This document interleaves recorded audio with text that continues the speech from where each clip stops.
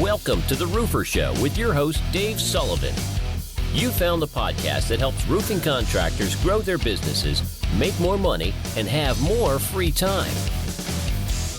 Hey everybody, what's up? Welcome to the Roofer Show podcast, the place to be if you want to grow a more profitable roofing business. I am your host, Dave Sullivan, the roofer coach. And right next to me here is John DeLaurier, Peach Roofing, Savannah, Georgia. What's going on, John? What's up, Dave? It's a hot one. Likewise, man. It is, but things are going great.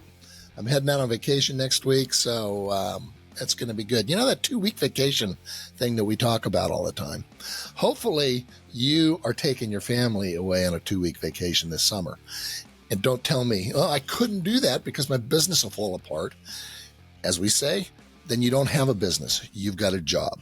But that's another topic. What we want to talk about today, which is very, very important and something that's, I think, is really overlooked. This is being, we're recording this for the last day of June. Okay. So that's the end of Q2. Half of the year is over. Okay. It's done. So what's critical in your business is that it's just like a football game. It's halftime. Okay. We've got to go in and review what went right, what went wrong. What's the score? Did we hit our targets? That's our profitability. That's all our numbers. What did we do? We're going to go in, bring the team in, just like a football team, and we're going to review what happened.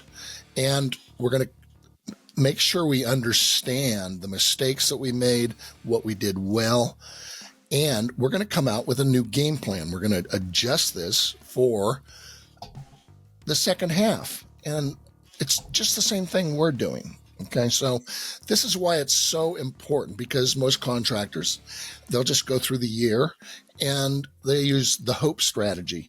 I hope things get better. That's not a good business strategy, man. It usually doesn't work out. To put the blinders on, and too many contractors do this. So you don't want to get to the end of the year because there's nothing you can do about it then. It's just is what it is. Well, now, just like we're halfway through a job, we're halfway through a project, and we have to review the project. Are we on target? Are we on budget? Or are things going south? Because now's the time we can do something about it. So, John, you were telling me that you just went through this process. Ironically, before we hit record, we were talking about the topic we're going to record today. This morning, we actually did a mid-year review, and I actually did another meeting the end of last week as well, going through kind of the black book. So I have a ton of these black books that we go through and have all of our goals, what we are trying to accomplish as a company, as individuals, like what's the why? Why I'm not going to make every single one of my team members go through the one-page business plan, which you can get for free on the website. But go to theroofershow.com, download it for free. That's right. But I do want to have, from top down, I want people to understand that this is more than just about making money, but like, why are you doing this? What is it going to take to accomplish these goals? So it's been a really rough year for us. We went through a lot of changes, and I think one of my biggest weaknesses is not adapting fast enough. I'm really good at adapting, but not adapting quick enough to see the market changes. And I think that we'd be in a different position, I know, and we would also have made more sales, definitely, and we just have better morale overall if you can adapt quicker. Things like, hey, maybe be more competitive with your pricing, meet with your distributors, see what the material costs are, work with your installers, because they want to work too. There's a lot of ways that you can adapt. Won't go into every detail, but we did go through a lot of our numbers and goals. And to be frank, we have not achieved those to this date. It's still a possibility. We have a lot of actually really large jobs that we're probably going to win by the end of the year. But as of to date, we have not achieved those. So what can we do? And what did we look at? I'm happy to go through some of the numbers. I think it would be helpful for a lot of our listeners to see. We talk about this a lot, but let's go through what we went through. And most CRMs have some sort of reporting. I like that Proline has it all together for you already. So there's a marketing, a sales, a cash flow report, and then there's an activity report. We won't go through that. That's basically the number of outgoing, incoming calls and sent texts and received texts. But Dave, you and I talk about this quite a bit. What you have inquiries, people reaching out to your business in some form or fashion. They're calling, they're texting, they're filling out a form. Those are the inquiries. How many of those turned into actual leads, like high quality? We know we're going to do some sort of business at some period of time, whatever your parameters are. Inquiries to leads, that's the conversion rate that we talk about. Our conversion rate right now is just around 41%. That is about half. That's about half. That's from inquiries to conversion into qualified leads. Correct. So there's a lot of people that we're pre-qualifying out. And typically that number is not 41%, it's typically 75 to 80%. So that's first red flag. We need to figure out what we can do to make, because we had a really stringent process. This is one thing that I think that I could have adapted sooner. We changed our website back to just a basic form, and there was no bunch of questions, like pre-qualification questions now. So I think we probably could have converted a lot of these tire kicker people to actual leads and have a shot at doing an inspection and providing a proposal, because there may have been a roadblock for people mentally asking the questions that we always ask on a website form, or maybe the questions that we had as they called in as well. So that's the first thing that we could have done to change. Let's take a look at that, because and what does this mean? And this is why it's very important to understand this, the difference between a lead and an inquiry. So you're getting somebody calling on the phone, they're filling out a form. You have to pre-qualify those inquiries because, maybe they want a swimming pool. Who knows? Are they in our area that we want to work in?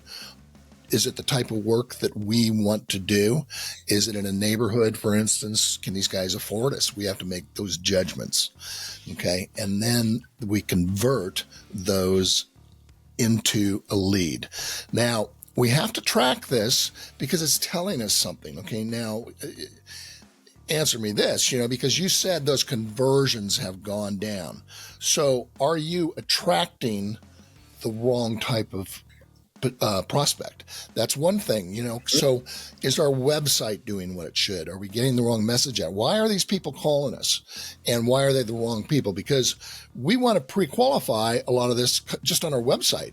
We want to show that we're not, the cheapest guys type of thing. We're, quality, and that should all be out there so they get a good feel of what it is, and they shouldn't be calling us if they don't fit in that. So we need to know that. And if that's the case, we've got to make that adjustment, figure out what's going on. Also, we're going to need more inquiries. Okay. We're going to need more inquiries to convert to these leads. So what do you think's going on? You said it was down 40% or so, or you're running 40%. Yeah. So it's about half of what it typically is. One thing that we think we attribute this number to is the massive increase in marketing from both an online form, like a bot that reaches out to us and fills out a form and starts a new project in our CRM automatically. And so we have to just delete all those. So there's a lot of those. We get several a day, actually, they're just marketing bots that go through. And then people also call that are marketing people. And so we have to, again, filter those people out as well. That's a large part of that change. But there definitely are a lot of people who just want the cheapest thing, and they start the process and they're like, "Oh, this is not for me. I want somebody to come out here for $100 and just fix my roof." Right. And that's not who we are. So as the economy tightens, we've seen a drastic increase in those types of people. They're not willing to invest any type of time, energy, effort, money to be a partner with us to fix their roof. There's just a lot of that. So marketers and then just people that are really struggling financially and don't want to even, they don't care about the quality. They just want it to be the cheapest price. We've seen that really, really strong this year. And they're just willing to have buckets in their attic, basically.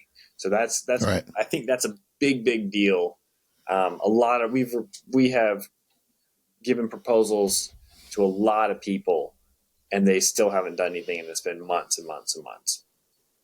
That's what we're seeing is, that's why I say, the home service business, the roofing business, we're in a recession here because it's the feel of what people feel. And, you hear about it in the debates coming up, right? Is that you look at the numbers look great. Stock market, new highs. Okay. Employment, everything's great. However, it's called the wealth effect for some reason is not there because you have had great stock market. So everybody's 401k is kicking ass. Home prices are way up. And generally that gives people a feeling of the wealth effect. Yep. For some reason, what we're seeing now, however, is people are scared. I mean, they're holding on to their money. They're reluctant to actually pull the trigger. So we're getting we may have a lot of quotes out, but it's harder to get people to move. And this is why, the ProLine follow-up is so important, is to stay on those people. How do you get them to get off the dime?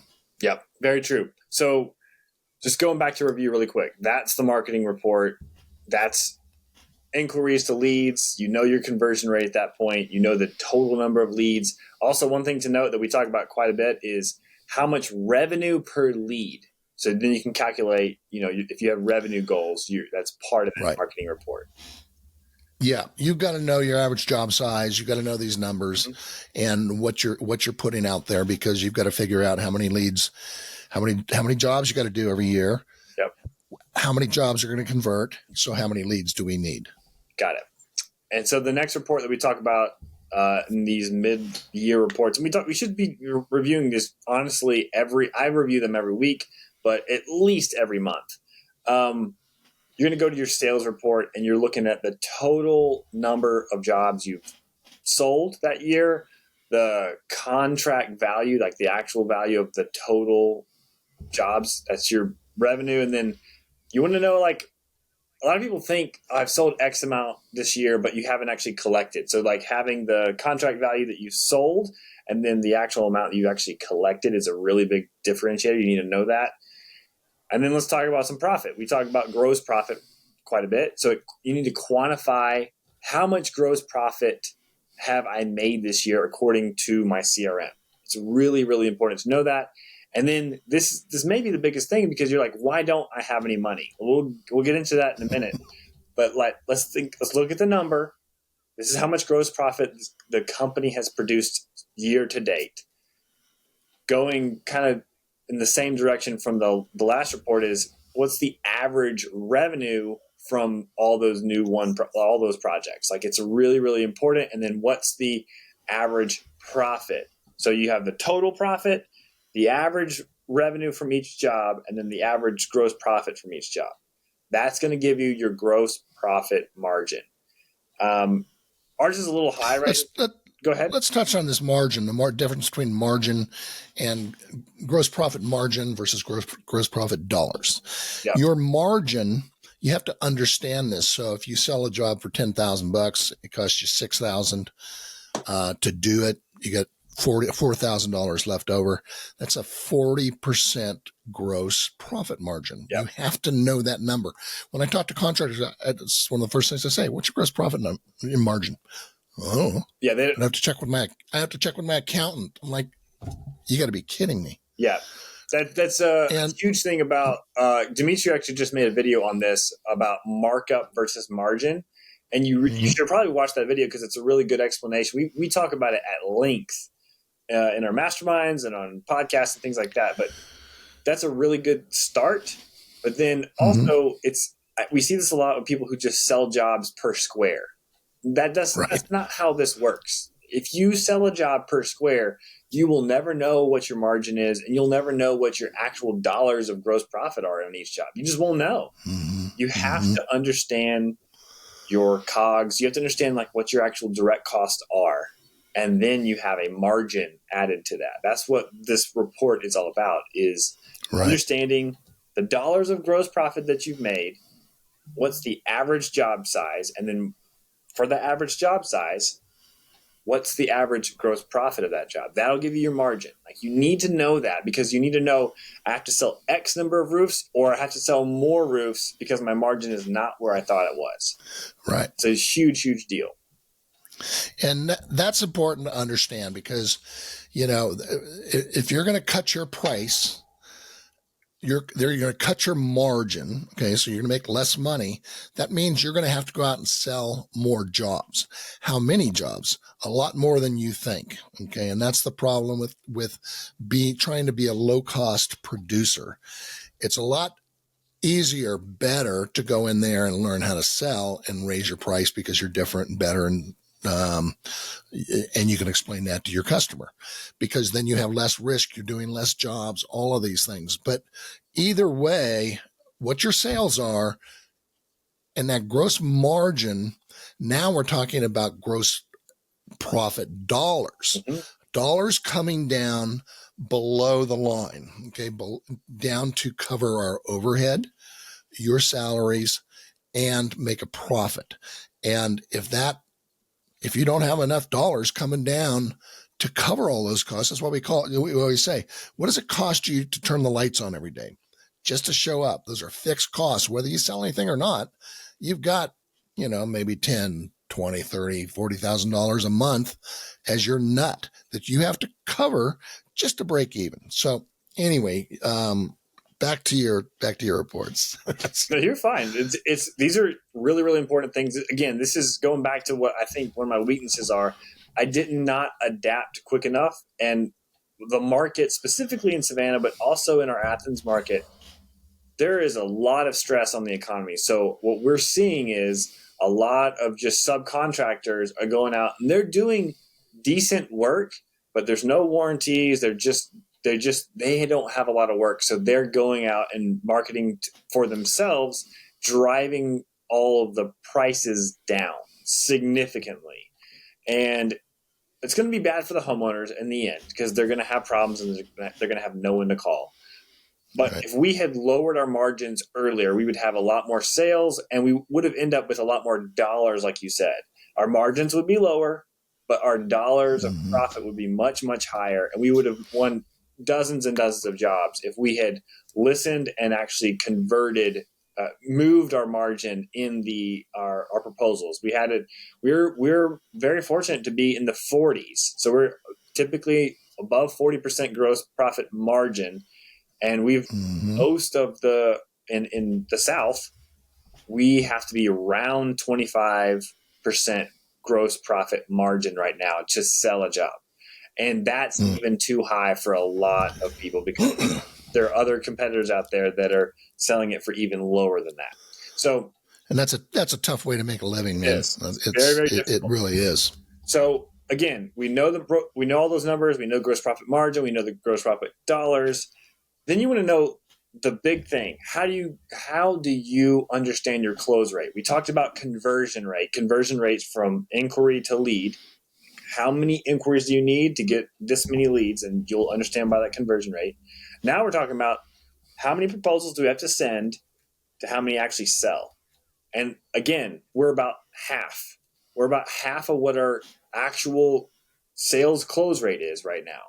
We're at 21.97, so 22% close rate right now. We're usually close to 40, 38, maybe to 39, usually where we're at. So it's much harder to sell. And I attribute that to the profit margin. Our profit margin was much, much higher.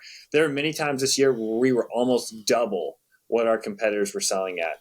And they weren't really competitors. They're just guys in a truck. So it's not really a fair comparison. They weren't offering the same value, but the homeowners didn't care. They just wanted the job done cheap. And we actually have a lot of crazy stories where they chose the wrong thing, they chose the cheap option, and they ended up paying for it in the long run. They have a brand new roof that's leaking right now. So word to the wise, cheaper is not always better. So we need to know these numbers in the sales reports. We need to know our sales close rate and our our gross profit margin for these jobs. So let's talk about that. Our close rate is down. What's going on? And this is why you have to have these numbers. You run your business by the numbers. We talk about this till we're blue in the face. This is why. Okay. We can see that our close rate has gone down. Okay. Well, why is that? And what can we do about it? That's the whole thing. And as you say, John, you may have been a little slow, off the dime to get these things corrected. And this is why you really got to be on top of these things. Know your numbers always, because if you need to adjust quickly, you need to be nimble on your feet. And that's what a good manager, a good owner running a good management system can find out. So we need to know those things. So what do you think's going on now? One thing I will mention, and I know we've had a podcast about this with Brad Akers that was great. We're gonna have less. Okay, we all know that. We've got to do more with less. Mm-hmm. So that means, we got those leads. Those things are valuable. Where before we might have just kind of blown them off. We can't do that. So now we've got to make the most of those. So how do we improve? And it's all about improving our close rate. One, we're looking at pre-qualifying better. How do we attract better leads for starters?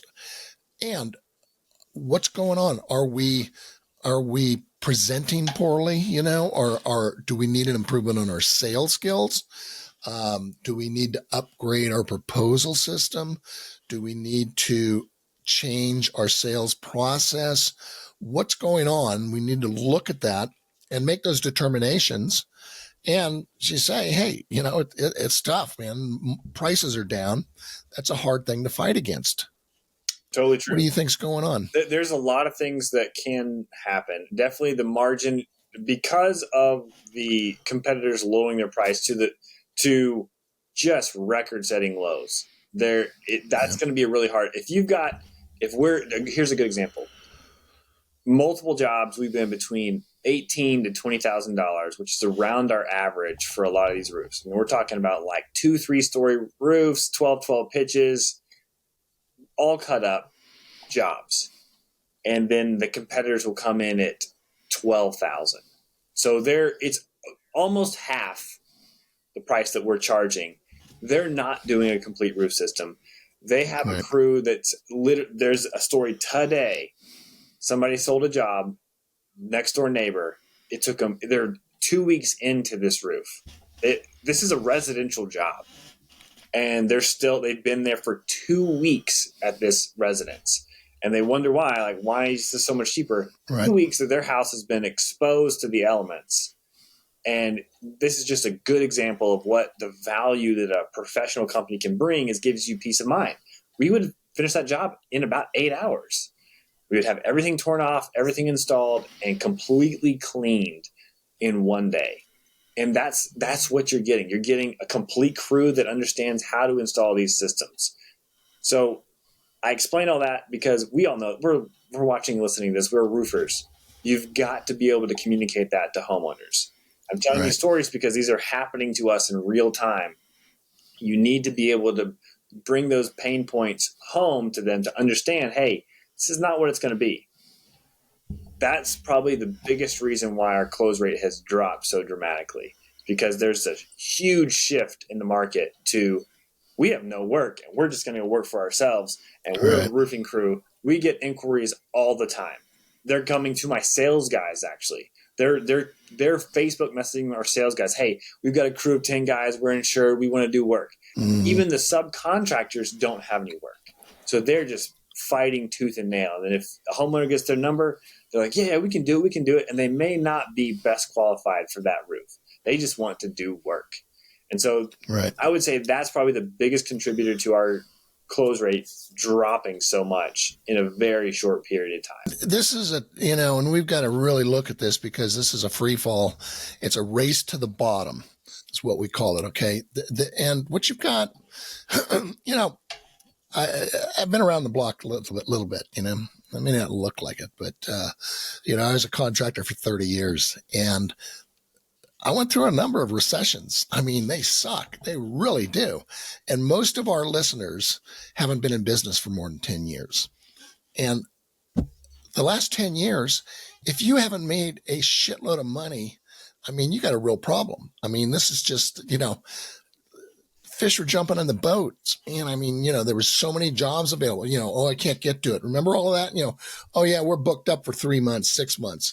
Well, those days may be over. Okay. So what are we going to do now? And we have to understand that because you cannot just keep dropping your drawers like that. You'll go out of business.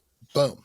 So what we need to do at least is really dial in our sales process. Now we did a couple of weeks ago, John, we did I thought a great, your process. We walked through every step of the way, which is the idea of building that trust before we even get out to meet the prospect through our website, through our follow-ups, through our ProLine automations.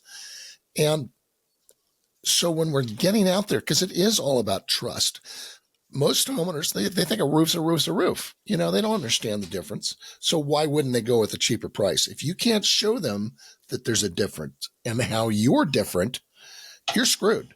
Okay. You're going to be just one of these other guys. It's like I'm getting my deck done, and it's a big project. And 3 guys, I mean, typical thing. I never heard from any of them. I mean, they all look the same to me. It's crazy. Okay. You've got to differentiate yourself. So that means getting there and we're going to educate this prospect. So we've got to set that up where we're the expert. They trust us and they're going to trust us to tell the story. And you've got to be able to present that to them because we know exactly what you're talking about. Things screw up all the time. And generally it's in the communication and we know this and we need to show our homeowners, I know you don't think anything goes wrong, but let's look at some of these 1 and 2 star reviews from all these competitors around here that are doing it.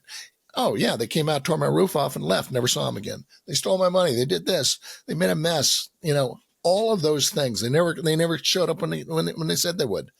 If you just start off with 1, answer your phone, show up when you say you're going to, and be there. I mean, you've already eliminated 80% of the competition, but you have to be able to explain what does that mean to the homeowner? Why should they care? Well, these things can be real disasters. So this is what we're talking about is each step of the way, we're fighting against these cheap prices. Well, it doesn't mean we're going to lose everything, and those people that we can get through that said, you're right. It's like buying an insurance policy, okay, I'm going to roll the dice on this guy.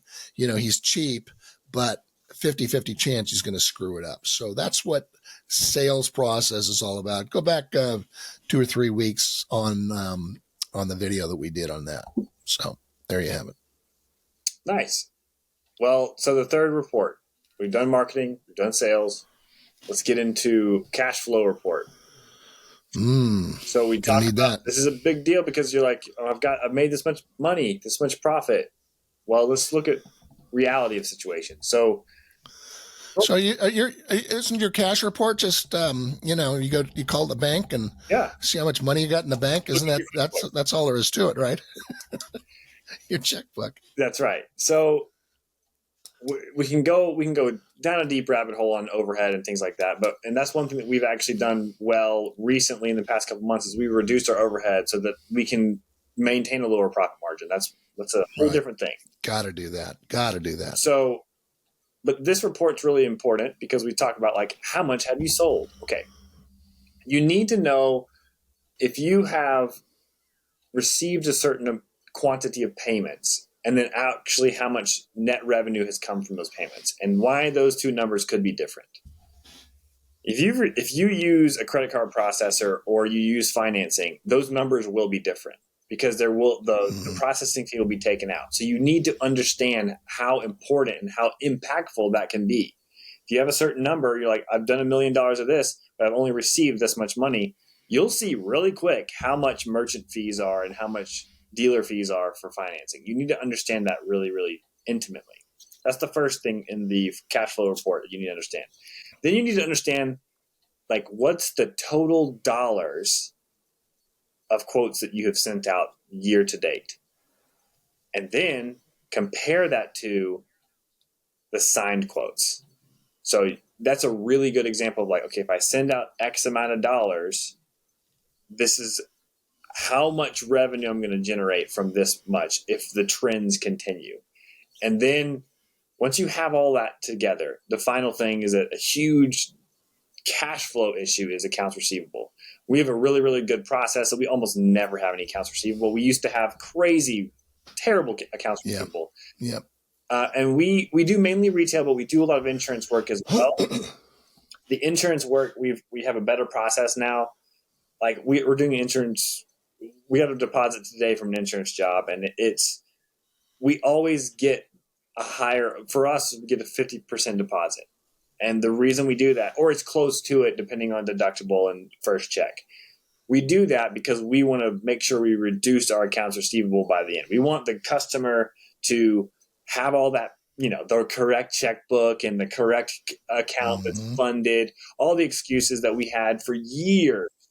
We want to eliminate those. Right. So that when we do the job, either we get paid and, when the materials dropped, however you have your deposit set up, we want to make sure that process is very smooth. We're not waiting a week or 2 weeks to get paid because that messes up our accounts receivable. So that's the last thing. You really need to be looking at that all the time because it's going to help you understand, I have a ton of money or I don't have a ton of money. And you're like, why not? Right. We have X amount of dollars waiting in accounts receivable. And we'd had hundreds and hundreds of $1,000s in AR. And it was dumb because we didn't have good processes to get that money quickly. We waited for so many months for lots of jobs. Last guy off the ladder, man, grab the check, as we always said. It's you got to collect your money. You're not a bank, and you've got to be prepared for this. I'm working with contractors that they don't even get the bill out for 2 weeks. Yeah, we have a thing at Peace Roofing where we race to the invoice. So I like it. Once the automation gets pushed through the signed contract, it's like a race on Proline to send the invoice. We're sending it as fast as possible. Same as when the job gets moved to job completed. It's a race to actually send the invoice, approve any change orders, and send the invoice as fast as possible. Because I've said this story before, but I'll say it again. Let's say it's 4:00 on a Friday, and you're like, "Oh yeah, I'll get to that in a minute," and then you forget, and you don't send the invoice on Friday. Well, then you got to wait 2 more days to send it on Monday, and then Monday it'll be around lunch because you're busy on Monday morning. Well, then the homeowner gets the invoice on Monday afternoon. They move the funds. Maybe they pay it that day. So then you have to wait another 2 days. So you finish the job on a Friday, and you maybe get paid the next Wednesday. So then that messes up everything else moving forward to pay suppliers, to pay installers, whatever you dump fees, all that stuff.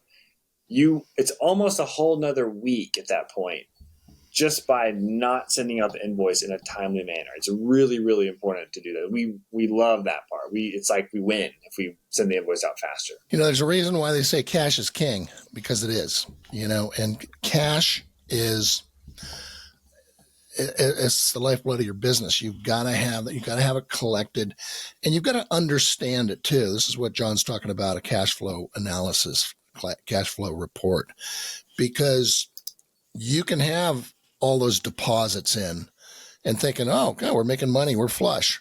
Well, that's going to catch up with you. If you're using deposits to pay your bills, you're up the creek. Okay. And so you want to be able to have plenty of cushion. Okay. And what I mean by that is, are you taking your discounts with your vendors? Those are huge. Well, if you don't have the cash, you can't take advantage of that. Or are you stretching these guys out? You're doing this, waiting to get that deposit for the job so that you can pay for the last job. That is no good. So this is what this is the financial strength of your business. Okay. It's not profit, but it's cash. And that is what the balance sheet is. You have to understand how to read a balance sheet. okay, because we're basically talking about cash in our current assets. These are our assets that we can get our hands on, current assets and good receivables. Okay, that's like cash. We can convert it into cash. If you've got inventory, most people don't have inventory, but if you've got inventory, turn it into cash. Okay, so that's cash on hand. That, excuse me. Now we've got our liabilities. Those are our bills. What do we owe? And those are the current liabilities. So what are those? Well, we have, our taxes, our payroll taxes. Don't screw that up. Okay.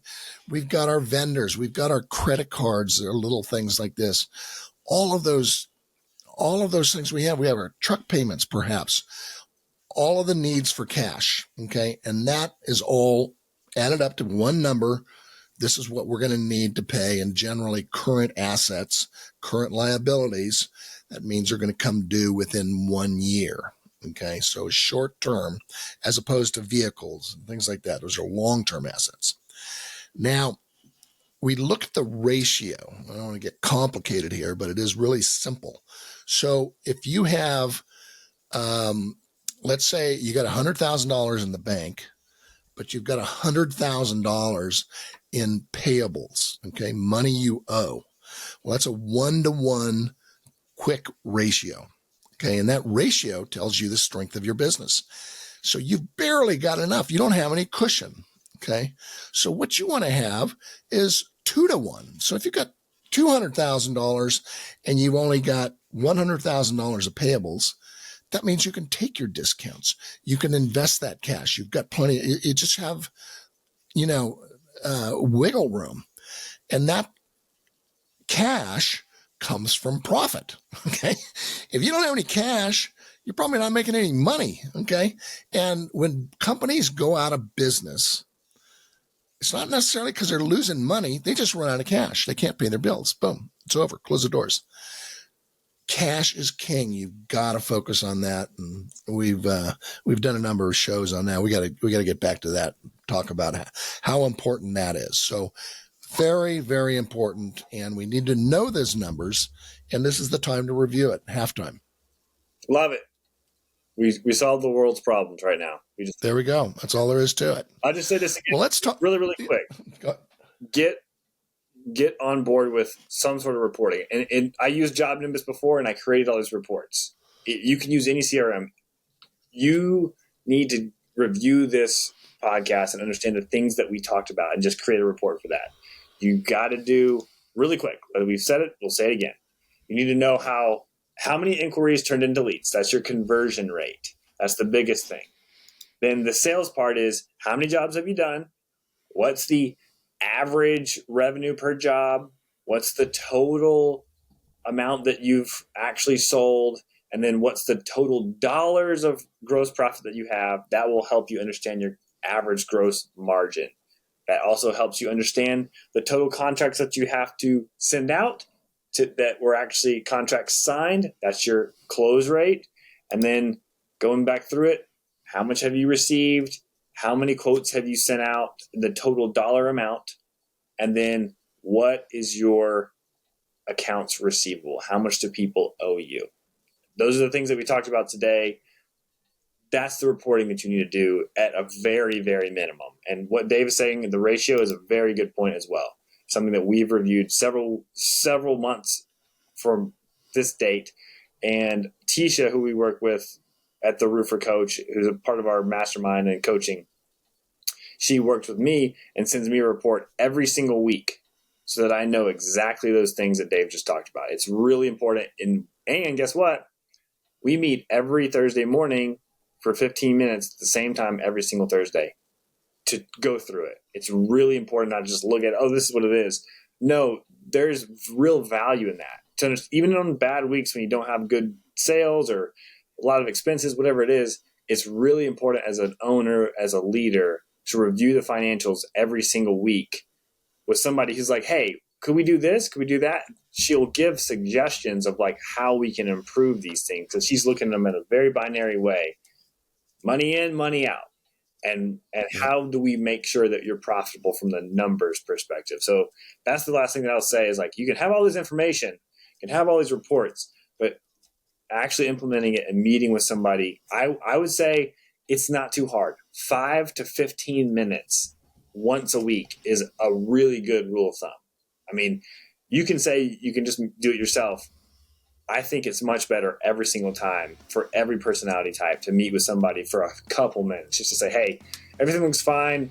Everything doesn't look fine. You should probably, what's this? What's that? Increase this, decrease that. That's a really, really important thing to make sure that exactly what you said, Dave, doesn't happen. You don't run out of money. You know where you're at every single week. It's really important. And this has been such a problem with our coaching clients and so forth. I started this deal. It's called the Roofer CFO.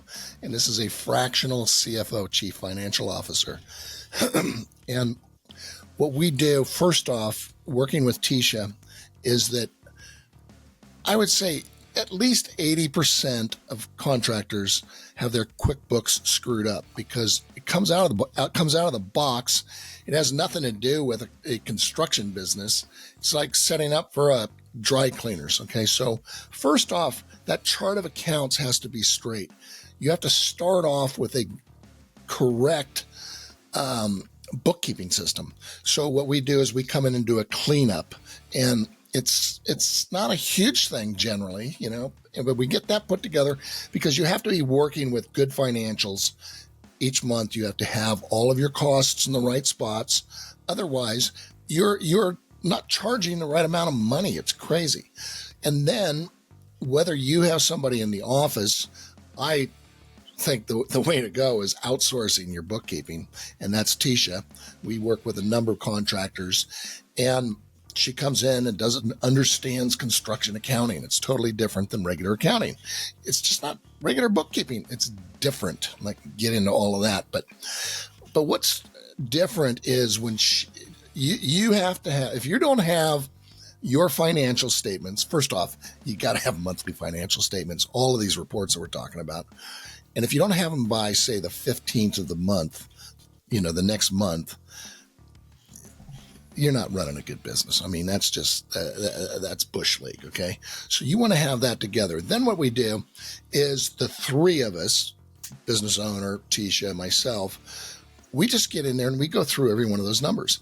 And within 5 minutes, I can tell, I can tell you if you're getting embezzled. That's the worst thing. And I've found a couple of those. I go, hey, something's going on here. You don't want to have that, but you want to see what's happening.